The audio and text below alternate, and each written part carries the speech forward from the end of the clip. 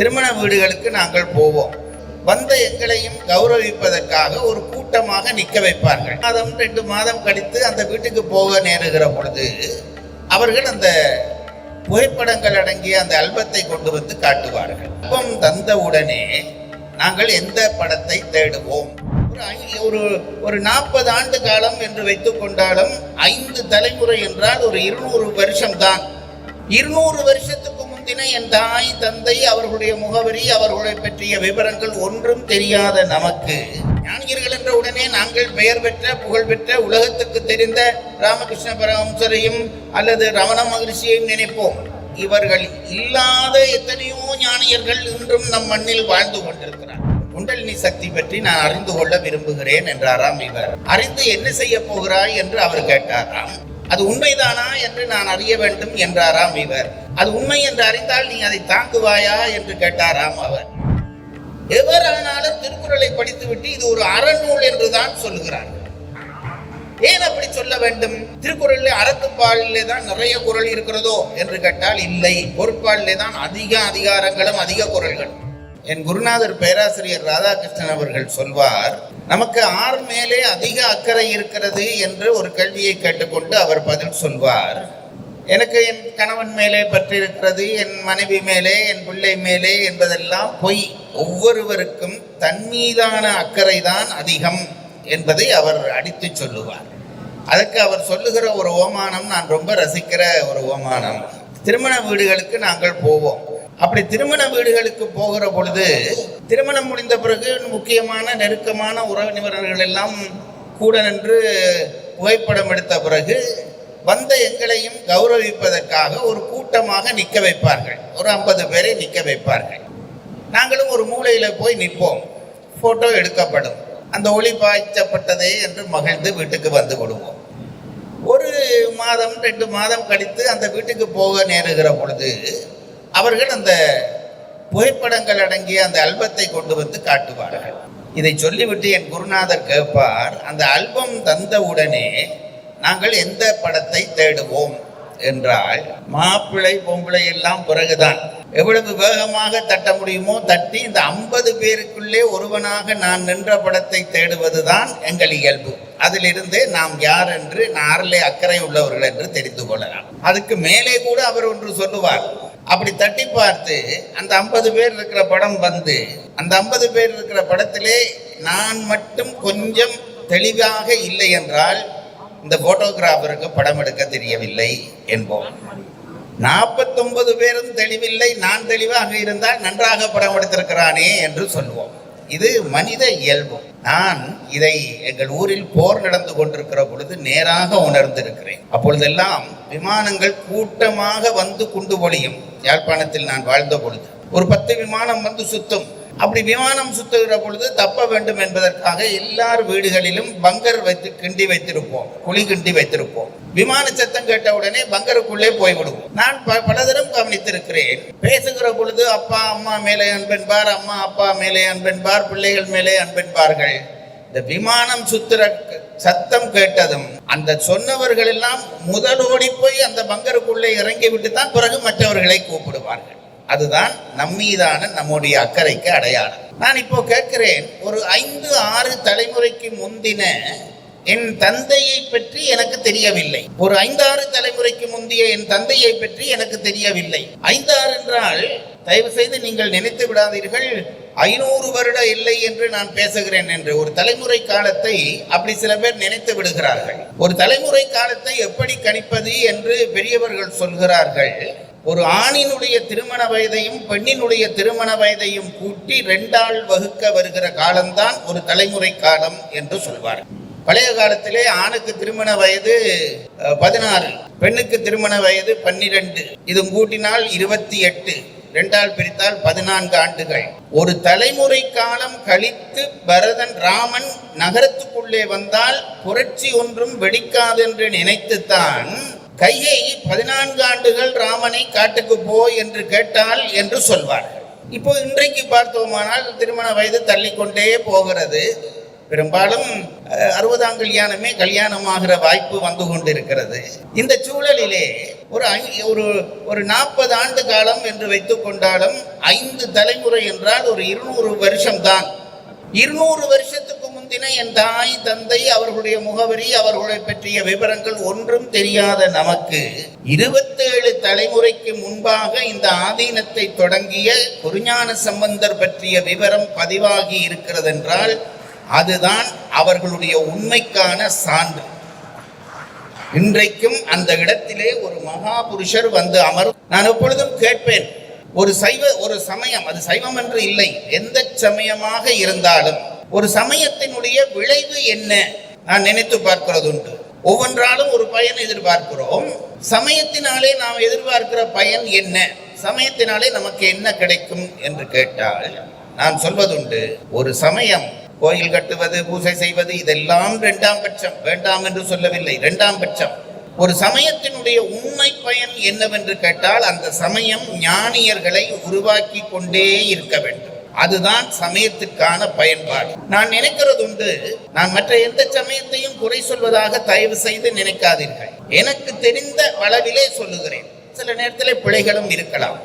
கிறிஸ்தவர்களை பார்த்து இயேசுவுக்கு பிறகு இயேசு அளவு இதை குறித்துக் கொள்ள வேண்டும். இயேசு அளவு ஒரு உயர்ந்த ஒரு ஞானியை காட்ட முடியுமா என்றால் யோசிப்பார்கள்.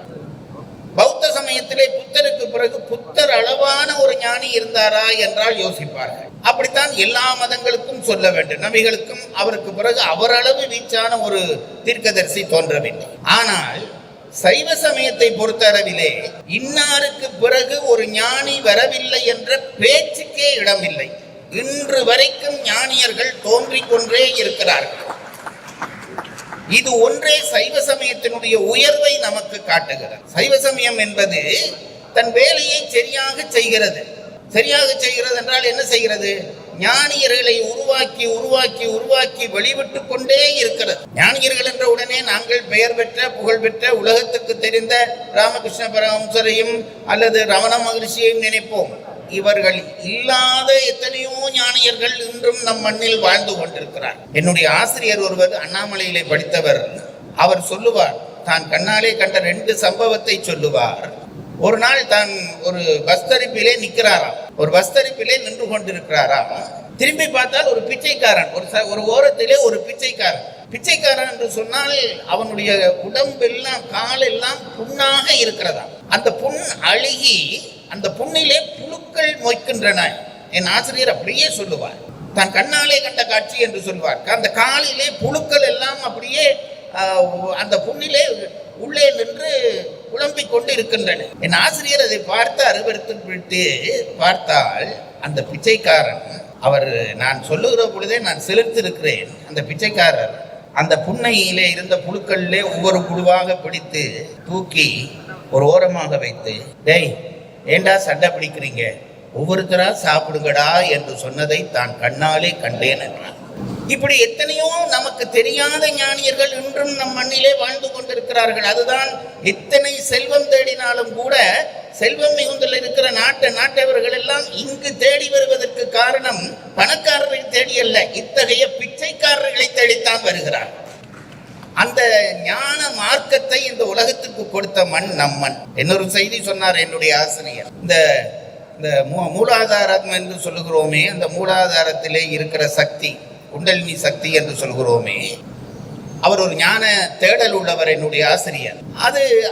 அது எப்படி கிளப்புவது என்று அறிகிறதுக்காக பல பேரிடம் சென்று முயற்சித்த பொழுது ஒருவர் சொன்னாராம், இப்படி இந்த ஊரிலே ஒரு போஸ்ட்மேன் இருக்கிறார், அவரை போய் சந்தியுங்கள் என்று சொன்னாராம்.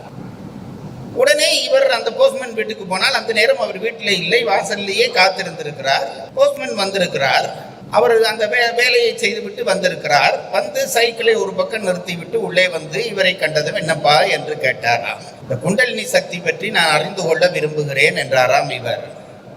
அறிந்து என்ன செய்ய போகிறாய் என்று அவர் கேட்டாராம். அது உண்மைதானா என்று நான் அறிய வேண்டும் என்றாராம் இவர். அது உண்மை என்று அறிந்தால் நீ அதை தாங்குவாயா என்று கேட்டாராம் அவர். தாங்க முயற்சிக்கிறேன் என்றாராம் இவர். அந்த போஸ்ட்மேன் ஒன்றும் பண்ணவில்லையாம், தனக்கு அருகிலே வந்து தன் உச்சந்தலையிலே இப்படி தொட்டார். அப்படி சும்மா வெறும் உச்சந்தலையிலே தொட்டார். என் ஆசிரியர் சொன்னார், அதை என்னென்று சொல்வது, 1000 வாட்ஸ் கரண்ட் அடித்தது போல நான் துள்ளி எழும்பினேன் என்று சொன்னார். இப்படி ஞானியர்கள் என்றால் எல்லாம் புகழ் பெற்றவர்கள், புத்தகத்திலே எழுதப்பட்டவர்கள் தான் இருக்கிறார்கள் என்று நினைக்காதீர்கள். நம் சைவ சமயம் வகை தொகை இல்லாமல் ஞானியர்களை உருவாக்கி விட்டு கொண்டே இருக்கிறது. ரமண மகரிஷியை பார்த்து சொல்லுகிற பொழுது சொல்வார்கள், மலையிலே ஏறுகிற பொழுது ஒரு குழவி கூடு, அதுல காலை வச்சு விட்டார். காலை வச்ச உடனே அந்த குழவிகள் எல்லாம் அவருடைய காலை கொத்துகின்றன. கூட வந்தவர்கள் எல்லாம் பயந்து ஓடிவிட்டார்கள். கூட வந்தவர்கள் பெரும்பாலும் அப்படித்தான் ஓடுவார்கள். அப்படி பயந்து ஓடின உடனே ரமண மகரிஷி மட்டும் அசையவில்லையாம். அந்த குழவி கூட்டுல கால் வச்சு அப்படியே நிற்கிறாராம். நின்று கொண்டு சொன்னாராம், கிவாஜா அதை எழுதி இருக்கிறார், வேணும், ஏன் அந்த கூட்டை நீ உடைத்தாய்? அதுகளுடைய அந்த குழவியினுடைய கூட்டை நீ ஏன் உடைத்தாய்? உனக்கு தண்டனை வேண்டும், கொத்தட்டும் என்று சொல்லிக்கொண்டு நிற்கிறாராம். தன் காலுக்கு தான் வேறு தன் கால் வேறு என்று நினைத்து கொண்டு பேசிய ரமண மகரிஷி போன்றவர்கள் நம் மண்ணிலே வாழ்ந்திருக்கிறார். இந்த ஞான மார்க்கத்தை நம் உலகத்துக்கு கொடுத்த பெருமை, அந்த பெருமையை விட நமக்கு ஒரு பெருமையும் தேவையில்லை. அணுகுண்டு தயாரித்தோம், ராக்கெட் விட்டோம், அதெல்லாம் 2ஆம் பட்சம் என்றுதான் நான் நினைக்கிறேன். நான் எப்பொழுதும் நினைக்கிறது உண்டு, உண்மையான ஒரு துறவி தோன்றிவிட்டால், இதை நான் சத்தியம் பண்ணி சொல்லுகிறேன், பாரதியார் சொல்வது போல 40,000 கோயிலில் சொல்லுவேன் என்று சொன்னானே, அதை போல சொல்லுகிறேன்.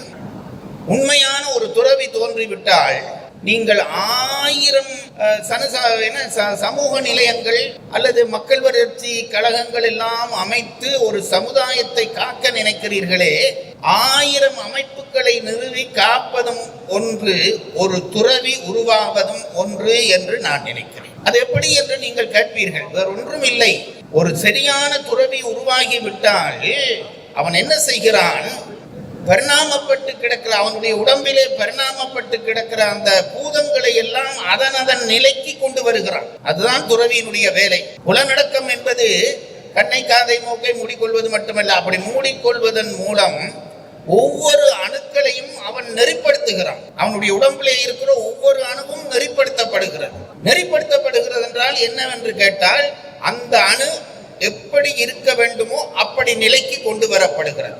அப்படி கொண்டு வந்து விட்டால் என்ன நடக்கிறது என்று கேட்டால், சோதனத்திலே சொல்வார்கள், அண்டத்திலே உள்ளதுதான் பிண்டத்திலே உள்ளது என்று சோதனக்காரர்கள் சொல்வார்கள். தன் உடம்பை ஒருவன் நெறிப்படுத்தி விட்டால் 1000 மைல் சுற்றாடலுக்கு அவனிடம் இருந்து எழுகிற அந்த கதிர்வீச்சுக்கள் அந்த சமுதாயத்தையே சுத்தப்படுத்தும் என்பது நம் பெரியவர்களுடைய நம்பிக்கை. விஸ்வாமித்திரருடைய அந்த யாகசாலைக்கு கிட்டே ராமனை அழைத்து கொண்டு போகிறார்கள். ஒரு கேள்விப்பட்ட செய்திதான். அழைத்து கொண்டு போகிறார், ராமலட்சுமணர்கள் போகிறார்கள். போனால் அவர்களுக்கு ஒரு பெரிய ஆச்சரியம் காத்திருக்கிறது. அந்த ஆச்சிரமத்துக்கு கிட்டே வந்த உடனே ஒரு ஆற்றங்கரை, அந்த ஆற்றங்கரையிலே ஒரு தவளை பிரசவம் பண்ணி கொண்டிருக்கிறது. தவளைக்கு பிரசவம் நடக்கிறது. வெயில் நேரம், அந்த வெயில், சூரியனுடைய வெயில் ஒளி வந்து அந்த தவளையை சுடுகிறது. தவளை பிரசவ வேதனையில இருக்கிறது, ஒளி சுடுகிறது. அந்த நேரம் பார்த்து எங்கேயோ இருந்த நாகம் இந்த தவளை வருந்துவதை பார்த்து விட்டு வந்து படம் பிடித்து அந்த தவளைக்கு நிழல் செய்தது என்று பாடினார். இது சாத்தியமா? ஒரு நாகம் தவளையை விழுங்கவல்லவா செய்யும், அது தவளைக்கு நிழல் கொடுக்குமா என்று கேட்டால், அந்த முனிவர்கள் இருந்த சூழ்நிலையில் இருந்த அந்த நேரான கதிரினாலே ஏற்பட்ட மாற்றம் அது என்று நினைக்கிறேன். இப்பொழுதும் நான் சொல்லுகிறேன், இது நான் படித்ததை சொல்லுகிறேன் என்றோ அப்படின்னு நினைக்காதீர்கள். என்னுடைய அடிமனதில் இருந்து சொல்லுகிறேன், என் நம்பிக்கையில் இருந்து சொல்லுகிறேன். ஒரு துறவியை நாம் உண்டாக்கி விட்டோமானால், சரியான ஒரு துறவி உலகத்திலே தோன்றிவிட்டானால் உலகம் பாதுகாக்கப்படுகிறது. நம் சமயம் பாதுகாக்கப்படுகிறது, நம் தமிழ்நாடு பாதுகாக்கப்படுகிறது, இந்தியா பாதுகாக்கப்படுகிறது என்பதெல்லாம் இல்லை. உலகம் பாதுகாக்கப்படும் ஒரு துறவி தோன்றிவிட்டார். அத்தகைய 1000 துறவிகளை தந்த சமயம் நம் சமயம். நம்முடைய திருக்குறளை இன்றைக்கு எல்லாரும் என்னென்ன விதமா உரை சொல்லி கொண்டு இருக்கிறார்கள். திருக்குறளிலே நம் தமிழ் சமூகத்துக்கு யார் தலைவன் என்ற கேள்வி வருகிறது. நம் தமிழ் சமூகத்துக்கு யார் தலைமை தாங்குவது என்று கேள்வி வருகிற பொழுது வள்ளுவர் சொன்னார், ஒரு துறவிதான் நம் சமூகத்துக்கு தலைமை தாங்க வேண்டும். பாயிரவியல்லே 4 அதிகாரங்கள்: கடவுள் வாழ்த்து, வான் சிறப்பு, நீத்தார் பெருமை, அரண் வலியுறுத்தல். இந்த 4 திருவள்ளுவர் என்ன சொன்னார் என்று கேட்டால், உலகத்தை படைத்தவன் கடவுள், அவனுக்கு முதல் வணக்கம். அந்த கடவுளுடைய ரூபமாக இருப்பது இயற்கை, அந்த இயற்கைக்குள்ளேயே உயர்ந்தது மழை, ஆகவே மழைக்கு அடுத்த வணக்கம். இப்ப கடவுள் உலகத்தை படைத்து விட்டான், இயற்கை ரூபமாக படைத்திருக்கிறான். இந்த அறம் என்று சொல்கிறோமே அது எங்கே இருக்கிறது என்று கேட்டால் இந்த இயற்கைக்குள்ளே அங்கங்கு பொருந்தி நிற்கிறது. இந்த அறத்தை வெளியிலே எடுத்து சொல்லக்கூடிய தகுதி யாருக்கு இருக்கிறது என்றால் ஒரு துறவிக்கு மட்டும்தான் இருக்கிறது என்று நினைத்தார் திருவள்ளுவர். அதுவும் எந்த துறவிக்கு என்றால் முற்றும் துறந்த ஒரு துறவிக்கு மட்டும்தான் அது வரும் என்று அவர் நினைக்கிறார். ஏனென்றால் துறவியர்கள் என்ன செய்வார்கள் என்றால் அவர்களுக்கு காட்சியிலே ஞான காட்சி என்று ஒரு காட்சி இருக்கிறது. பிரமாணங்களை வகுக்கிற பொழுது காட்சி பிரமாணம், அனுமான பிரமாணம், ஆகம பிரமாணம் என்று வகுப்பார்கள். அதற்கு பிறகு அதை விரிக்கிற பொழுது காட்சியிலே 4 காட்சிகள் உண்டு. ஒன்று தன் வாயில் காட்சி, இந்த கண்ணாலே பார்ப்பது, காதாலே கேட்பது. அடுத்தது மானத காட்சி, உள்ளே போன காட்சியை வகுத்து இது இன்னதுதான் என்று அறிவது.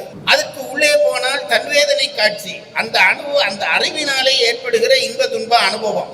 இதற்கு மேலே ஒன்றை சொன்னார்கள் நம் பெரியவர்கள். இதையெல்லாம் நாம் உலகத்துக்கு சொல்ல தவறி கொண்டிருக்கிறோம். என்ன சொன்னார்கள் என்று கேட்டால் 4வது காட்சி யோக காட்சி. இந்த மற்ற காட்சிகளுக்கும் யோக காட்சிக்கும் என்ன வித்தியாசம் என்றால், நாங்கள் ஒரு அறிவை பெற வேண்டுமானால் கருவிகள் வேண்டும். கண், காது, மூக்கு, அதுக்குதான் இறைவன் இந்த ஞானேந்திரியங்கள் கண்மேந்திரியங்களை தந்தார். நினைத்து பாருங்கள், இப்போ கருவிக்கு கருவி நாங்கள் பொறுத்துக்கிறோம். கண் தெரியவில்லையா, கண்ணாடி போட்டுக்கொண்டு பார்க்கிறோம். அது போட்டது நல்லதாக போயிட்டு இப்ப நான் கேட்கிறேன், கண்ணாடி போட்டு பார்க்கிறேனே, கண்ணாடி போட்ட உடனே என் பார்வை தெளிவாகிறதே. உங்களை கேட்கிறேன், பார்த்தது கண்ணாடியா கண்ணா? கண்ணாடி போட்ட உடனே தெரியாத காட்சி தெரிகிறது. இப்ப நான் கேட்கிறேன், எனக்கு அந்த காட்சியை தந்தது கண்ணாடியா கண்ணா என்றால் எங்களுக்கு நன்றாக தெரியும் கண்ணாடி இல்லை, கண் தான் அந்த காட்சியை தந்தது. கண்ணாடி கண்ணுக்கு துணை செய்தது. இது போலவே கண்ணும் ஒரு கருவிதான். கண்ணாடி போல கண்ணும் ஒரு கருவிதான். அந்த கருவி என்ன செய்கிறது என்று கேட்டால், கண்ணும் ஒரு கருவிதான். கண்ணின் அந்த கருவி நமக்கு என்ன உதவியை செய்கிறது என்று கேட்டால், அது உள்ளே அந்த காட்சியை அனுப்புகிறது. மனம், புத்தி, சித்தம், அகங்காரம் என்ற அந்த வடிதட்டுதலிலே போய் அந்த காட்சியை வடிகட்டி பார்த்தவுடனே தான் அந்த காட்சி அதற்கு தெளிவாகிறது. மனம் ஆராய, புத்தி நிச்சயிக்க, அகங்காரம் உந்த, இது இன்ன காட்சி என்று தெரியும். இப்போ இந்த காட்சியை கண்டது யார் என்று கேட்டால், கண்ணும் இல்லை, மனமும் இல்லை, புத்தியும் இல்லை, அகங்காரமும் இல்லை, உள்ளே இருக்கிற ஆன்மாதான் கண்டது. ஆன்மா காண்பதற்கு கருவிகளுடைய துணை தேவை.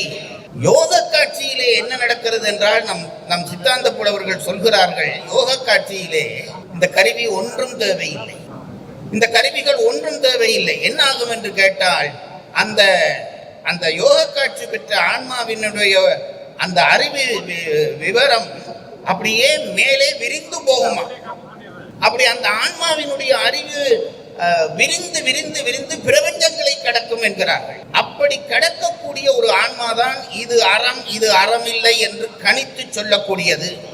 அதனாலே ஒரு சமூகத்துக்கு அறத்தை சொல்லக்கூடிய தகுதி உள்ள துறவி இருந்தால்தான், அவன் தலைமை தாங்கினால்தான் அந்த சமூகம் உயர்ந்தும் என்றபடியால் தான் திருவள்ளுவர் 3வது அதிகாரமாக நீத்தார் பெருமை என்ற அதிகாரத்தை வைத்தார். திருக்குறள் படிக்கிற பலருக்கு ஒரு குழப்பம் ஏற்படும். பின்னாலே துறவரவியல் என்று ஒரு இயலே வைக்க போகிறார். பிறகு முன்னுக்கு ஒரு துறவியை வைக்க வேண்டும். அப்ப அந்த துறவியார் இந்த துறவியார் என்றால் திருவள்ளுவரே சொல்லுகிறார், இவருக்கு முற்றும் துறந்த துறவி. முன்னாலே சொன்னவர், பின்னாரை சொன்னவர்கள் துறவு நோக்கி முயற்சிக்கிறவர்கள்.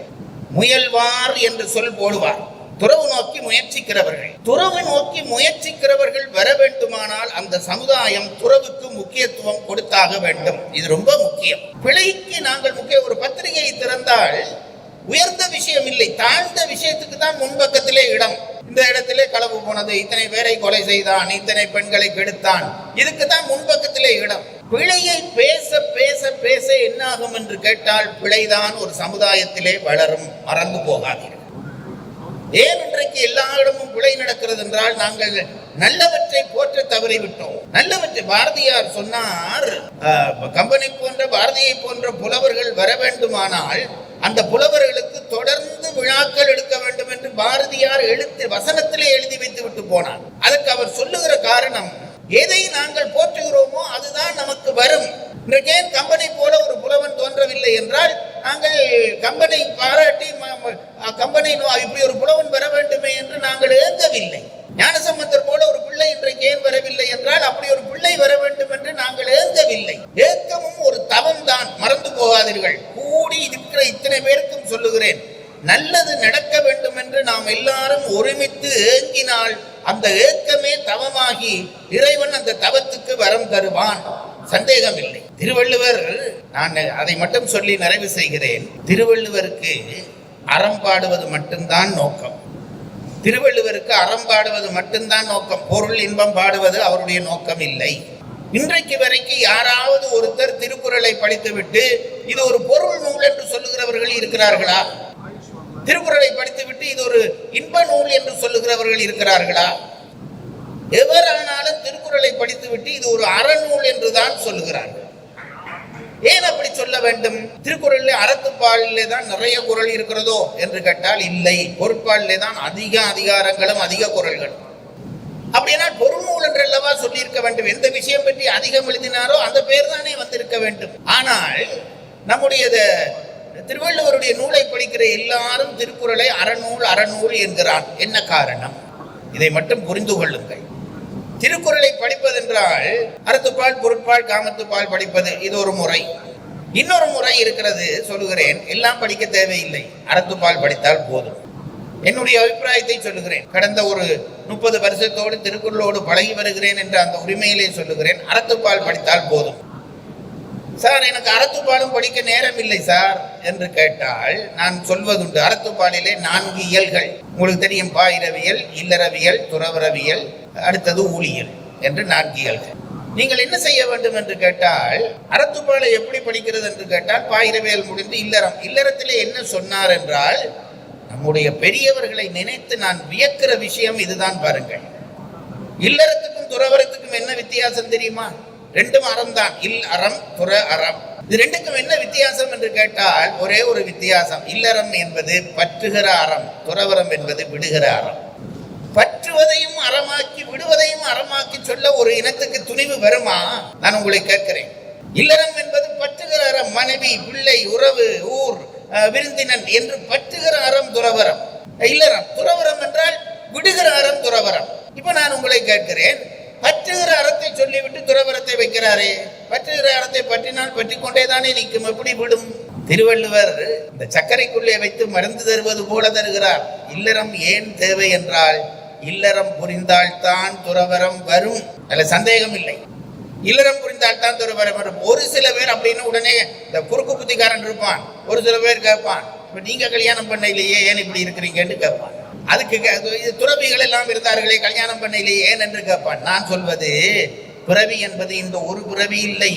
போன பிறவியிலே இல்லறத்தில் முதிர்ச்சி அடைந்து ஆயுள் அதுக்கு அடுத்த துறவரம் தொடங்குவதற்கு முதல் ஆயுள் முடிந்து விட்டால் அடுத்த பிறவியிலே அவன் தொடக்கத்திலேயே துறவியாக வருவான். இது நான் சொன்னதில்லை, நம் பெரியவர்கள் சொன்னார். அப்போ இல்லறத்திலே முதிர்ச்சி என்றால் என்ன? வேறு ஒன்றும் இல்லை. பாருங்கள், இன்றைக்கு இல்லறமும் போச்சு, துறவரமும் போச்சு. இல்லறத்தை நான் சொல்லுகிறேன். இல்லறம் என்றால் என்ன என்று கேட்பீர்களானால் வேறு ஒன்றும் இல்லை, அன்பை வளர்த்து கொண்டு போவது. ஒரு மனிதன் கல்யாணம் பண்ண வேண்டும். கல்யாணம் பண்ணின உடனே மனைவியிலே அன்பு வரும். அப்ப அதுக்கு முதல் தாய் தகப்பன்ல இருந்த அன்பு இல்லையா என்றால் இல்லை. அன்பு செய்யப்பட்டானே தவிர செய்தவன் இல்லை அவன். கல்யாணம் பண்ணின பிறகுதான் அன்பு செய்ய பழகுகிறான். மனைவி வந்தோடனே அன்பு வரும். வீட்டுல பல பேருக்கு இதுதானே சண்டை. நான் இத்தனை நாளா தோசை சுட்டேன், நீ ஒரு நாளும் எனக்கு வந்து உதவி பண்ணதில்லை. மனைவி வந்தோன்னா போய் சமையலறையில் நிற்கிறியா என்று மாமியார் சண்டை பிடிக்கிறாள். அவள் அப்படி சண்டை பிடிக்கப்படாது. அவளும் அப்படித்தான் செய்திருப்பாள். அவங்க அப்பாவும் அதான் பண்ணியிருப்பாள். கல்யாணம் பண்ணின பிறகுதான் ஒருவருக்கு என்ன செய்ய வருகிறது என்றால் அன்பு செய்ய பழகுகிறான். கல்யாணம் பண்ணின பிறகுதான் அன்பு செய்ய பழகுகிறான். ஏனென்றால் மனைவி இவனுக்கு மகிழ்ச்சி கொடுக்கிறாள், மனைவிக்கு இவன் மகிழ்ச்சி கொடுக்கிறான். ஒருத்தருக்கு ஒருத்தர் அன்பு பிறக்கிறது. திருவள்ளுவர் என்ன செய்கிறார்? இந்த அன்பு வளர வேண்டும் என்கிறார். எப்படி வளர வேண்டும்? இந்த 2 பேரினுடைய சேர்க்கையினாலே குழந்தை பிறக்கிறது பாருங்கள். இந்த குழந்தையிலே அடுத்து அன்பு வரும். குழந்தையிலே வருகிற அன்பு மனைவியிலே வருகிற அன்பை விட உயர்ந்தது. எப்படி என்று நீங்கள் கேட்பீர்களே. ஆனால் மனைவியிடம் ஒரு தேவை நோக்கி அன்பு செய்கிறான். குழந்தையிடம் அந்த தேவை இல்லை. பிள்ளையை பார்த்தாலே அன்பு வருகிறது. அப்போ தேவையில்லாமல் அன்பு செய்ய பழக்கி விடுகிறான் பிள்ளை. இந்த அன்பு வீட்டுக்குள்ளே நிரம்பினால் அதுக்கு அடுத்ததாக என்ன? சமுதாயத்துக்குள்ளே அந்த அன்பு கசியும். இதுதான் திருக்குறள். சமுதாயத்துக்குள்ளே அன்பு கசியும். அந்த கசிவுக்கு அடையாளம் விருந்து. வருகிறவன் எல்லாருக்கும் நீ உணவு போட தொடங்குகிறாயா? உன் வீட்டிலே இருந்த அன்பு சமுதாயத்துக்குள்ளே போக தொடங்கி விட்டது என்று அர்த்தம். இப்ப சமுதாயத்துக்குள்ளே போக தொடங்கினால் நீ சமுதாய மனிதனாக மாறிவிட்டாய். சமுதாய மனிதனாக மாறிவிட்டால் நான் என்ன கடமைகள் எனக்கு இருக்கின்றன? மனதாலே, வாக்காலே, காயத்தாலே சுத்தமாக இரு. அதற்கு அடுக்கினார் அதிகாரங்களை திருவள்ளுவர். மனச்சுத்தம், வாக்கு சுத்தம், காய சுத்தம். இவ்வளவும் சுத்தமாகி விட்டதா? அதற்கு பயன் என்ன விளையும்? அன்பு வந்து விட்டது, சமுதாயத்துக்குள்ளே போய்விட்டது, அன்பு விரிந்து கொண்டே போகிறது. சுத்தமானவனாக வாழப்பழகி விட்டான். என்னாகும் என்று கேட்டால், கடைக்கோடி மனிதனிலும் அன்பு செலுத்துகிற அந்த தன்மை வரும்.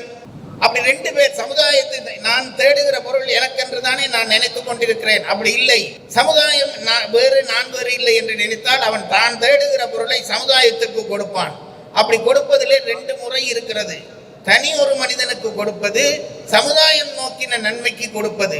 தனி ஒரு மனிதனுக்கு கொடுப்பதற்கு பெயர் ஈகை, சமுதாயம் நோக்கி கொடுப்பதற்கு பெயர் ஒப்புரவு. இந்த ஈகை ஒப்புரவு ரெண்டையும் ஒருவன் செய்தால் புகழ் வரும் என்றதோடு இல்லறம் முடிந்து போய்விடும். இப்ப ஒன்றை மட்டும் சொல்லுகிறேன். இந்த புகழ் வருகிறது, புகழ் அதிகாரத்தோடு இல்லறம் முடிச்சுட்டாரு. ஏன் முடிச்சார்? நான் நினைச்சு பார்க்கறது, இல்லறத்தினுடைய கடைசியிலே என்ன ஏற்படுகிறது என்றால் மமகார நீக்கம் நிகழ்கிறது. என்றைக்கு என் பொருளை மற்றவருக்கென்று கொடுக்க தொடங்கி விட்டேனோ அன்றைக்கு மமகாரம் நீங்கி போகிறது. இனி துறவு வர வேண்டாம், அகங்காரம் மட்டும் நீங்க வேண்டும். ஆகவேதான் அதற்கு அடுத்து துறவரவியலை தொடங்கி. துறவுக்கு போறது எவ்வளவு சுகமா இருக்கும். ஒட்ட வச்சு அவரா கழற்றார். பற்றுகிற அறத்தை சொல்லி தந்து பற்றாத அறத்துக்கு நம்மை நகர்த்துகிறார். தானா ஒன்று நீங்க முயற்சி பண்ண தேவையில்லை. அதனாலதான் நீ சம்பந்தர் சொன்னார், மண்ணில் நல்ல வண்ணம் வாழலாம் என்று சொன்னது சும்மா இல்லை. அப்ப அப்படி போய் மெல்ல மெல்ல மெல்ல அங்கே போய் சேர்ந்த உடனே கடைசியாக துறவரத்திலே விரதம் ஞானம் என்று ரெண்டு பகுதி. விரதங்களை கடைபிடிக்க வேண்டும். கடைபிடித்தால் அன்பு அருளாக மாறும், ஆணவம் இல்லாமல் போகும். கடைசியிலே என்ன முடிவு என்று கேட்டால், ஒரு துறவி உருவாவதற்கு கடைசி 4 அதிகாரம் இருக்கிறதே, அதுதான் திருக்குறளுடைய சாரம். அதுதான் நிலையாமை, துறவு, மெய்யுணர்தல், அவாறுத்தல். துறவை நம் பெரியவர்கள் எப்படி விளங்கி இருக்கிறார்கள் என்று தெரிந்து கொள்வதற்காக இதை சொல்லுகிறேன். கடைசி 4 அதிகாரம், அதற்கு ஞானம் என்று பெயர். இந்த ஞானத்திலே என்ன சொன்னார் என்றால், முதல் சொன்னார் நிலையாமை உணர வேண்டும்.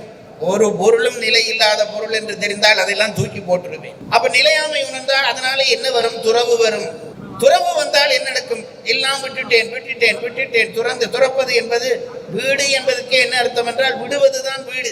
துறந்து கொண்டே போய்விட்டேன் என்றால் என்ன ஆயிற்று என்றால், கடைசியிலே முடிவிலே மெய்யுணர்தல் வரும். உண்மையை உணரலாம். உண்மை என்பது இறைவனுக்கு ஒரு பெயர். இறைவனை உணரலாம். அதோடு கூட திருவள்ளுவர் முடிக்கவில்லை, இன்னும் ஒரு அதிகாரம் வைத்து முடிக்கிறார். அவாறுத்தல் என்று வைக்கிறார். நம் மனதிலே இருக்கிற ஆசைகளை எல்லாம் துறந்து விட்டாலும் கூட ஆசைகள் போய்விட்டது, அந்த ஆசை விதைகள் உள்ளே இருக்கும் என்கிறார். அதை அனுபவித்த சூழல் திருப்பி வந்தால் அந்த விதைகள் திருப்பி முளைக்கும் என்கிறார். அப்படி முளைக்கிற பொழுது அதையும் நசிக்க வேண்டும். அந்த ஆசை விதைகள் முளைக்காமல் நசிக்க வேண்டும் என்பதற்காக அவாறுத்தல் என்று ஒரு அதிகாரம். இவ்வளவுதான் சார் அறம். பொருளும் காமமும் என்னென்றால் வேறு ஒன்றும் இல்லை. இல்லறம் நடப்பதானால் பொருள் வேண்டும், இல்லறம் சுவைப்பதானால் காமம் வேண்டும். அதனாலே அது பற்றி ஒரு சின்ன தொகுப்பு பின்னாலே செய்திருக்கிறார். அறம்தான் நம்முடைய வாழ்க்கை. இல்லறம் துறவரத்திலே போய் முடியும். துறவரம் நம்மை தெய்வத்திடம் கொண்டு போய் விடும். அதற்கு வழிகாட்டத்தான் நம்முடைய குருஞான சம்பந்தர் போன்ற பெரிய ஞானிகள் எல்லாம் இந்த ஆதீனத்தை தொடங்கினார்கள். 27 தலைமுறை தாண்டி அந்த ஞான தீபம் எரிகிறது. 27 தலைமுறைகள் தாண்டி அந்த ஞான தீபம் எரிகிறது என்றால் லேசான வேலையா? நினைத்து பாருங்க. நான் சுவாமிகளை ரொம்ப மதிப்பவன், ரொம்ப வணங்குகிறவன். அவருடைய வாழ்வினுடைய தன்மை, இதற்காக தன்னை அர்ப்பணித்துக் கொண்ட தன்மை என்பதெல்லாம் ஒன்று. என் காலத்திலே நான் அறிந்த அளவிலே கல்வி நிலையிலே இவ்வளவு சிறந்த ஒரு கல்வியாளர் துறவியாக இருக்கிறார் என்பது நமக்கு கிடைத்த ஒரு பெரிய பெருமை.